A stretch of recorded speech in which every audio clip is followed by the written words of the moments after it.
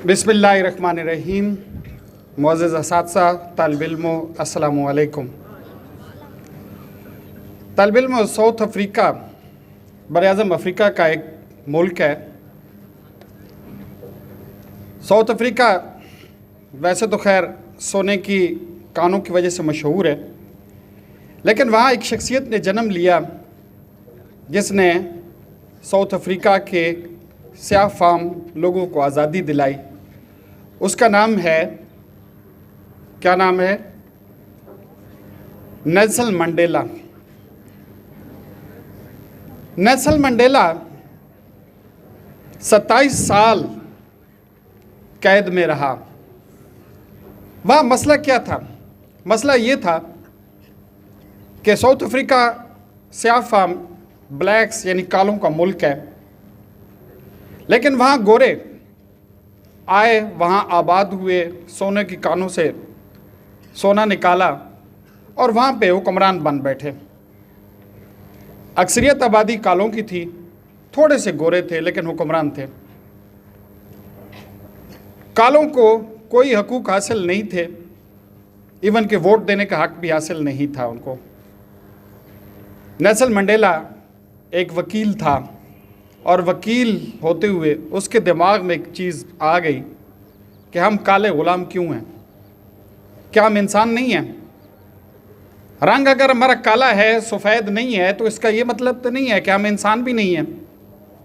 फिर हमारे साथ इंसानों जैसा सलूक क्यों नहीं किया जाता? हमें इंसानों के हकूक़ क्यों नहीं दिए जाते? हमें जानवर क्यों समझा जाता है? इस बात पर उसे जेल में डाल दिया गया और 27 साल ये शख्स कैद में रहा।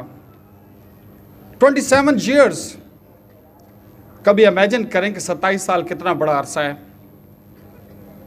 27 साल में 2 नस्लें जवान हो जाती हैं। तो 27 साल ये शख्स कैद में रहा, उसके बाद निकला तो सदर बना और 5 साल तक 1999 तक ये सदर रहा। 94 में शायद सेलेक्ट हुआ, 5 साल सदर रहा। इस आज़ादी की जदोजहद में कई दफ़ा उस पर कितनी मुशक्क़तें, कितनी परेशानियां आईं। तो बाद में किसी ने उससे पूछा कि नेल्सन मंडेला 27 साल आप कैद में रहे हैं, कैसे आप ज़िंदा रहे हैं? कैसे आपके अंदर आज़ादी की तहरीक ज़िंदा रही है? तो उसने बड़ा खूबसूरत जवाब दिया कि मेरा जिस्म तो कैद में था, मेरा ये जिस्म उनकी कैद में था, लेकिन मेरी रूह, मेरा दिमाग आज़ाद था। मेरे जिस्म पे वो पहरे लगा सकते थे, मेरे जिस्म को सज़ा दे सकते थे, लेकिन मेरे रूह पे, मेरे दिमाग पे कोई चीज़ पहरा नहीं दे सकती थी। 27 साल उसने कहा कि मैंने अपने आप को आज़ादी के लिए तैयार किया। 27 साल तक मैंने सिर्फ एक ही बात सोची कि इस कौम को आज़ादी कैसे दिलाई जा सकती है। 27 साल तक मैंने उम्मीद की शम्मा रोशन रखी। 27 साल तक मैं आज़ादी के ख्वाब देखता रहा और ज़िंदा रहा। हालांकि माहौल ऐसा था कि अगर ये उम्मीद टूट जाती तो मैं ज़िंदा भी न रह सकता। अगर ये मेरी सोचें दम तोड़ जाती तो जेल का माहौल ऐसा था, सज़ा ऐसी थी, खाना ऐसा था कि शायद मैं मर जाता। लेकिन मेरी सोचों ने ज़िंदा रखा, मेरे ख़यालात ने मुझे ज़िंदा रखा। तो बेटे, ये ख़यालात क्या हैं? ये सोचें क्या हैं? किसी ने कहा है, whatever you are the product of your thoughts. You are what you think. जो आप सोचते हैं आप वही कुछ हैं। आपकी सोच ही आपको बनाती है और आपकी गलत सोच ही आपको बिगाड़ देती है। सोच ही आपकी शख्सियत बनाती है। अगर सोच ही सब कुछ बनाती है बेटे, तो फिर एक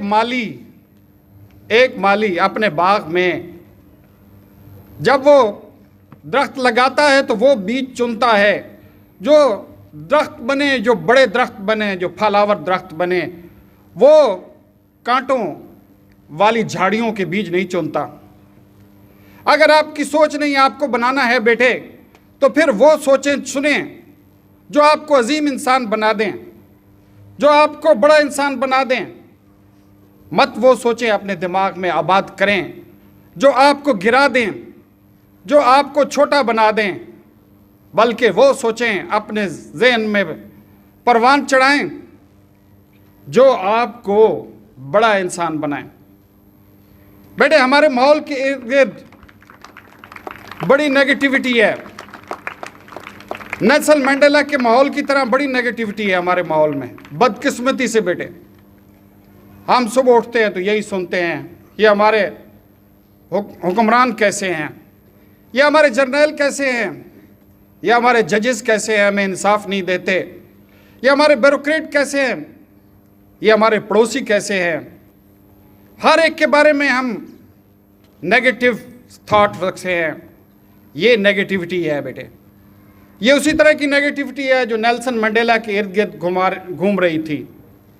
लेकिन बेटे, आपकी सोचें आज़ाद हैं, आपका दिमाग आज़ाद है। अपने आप को तराशें अपनी सोचों में, अपनी शख्सियत को पालें अपनी सोचों में, अपने आप को बड़ा साबित करें अपनी सोचों में बेटे। अपनी सोच के अंदर अपने आप को एक खूबसूरत इंसान तराशें।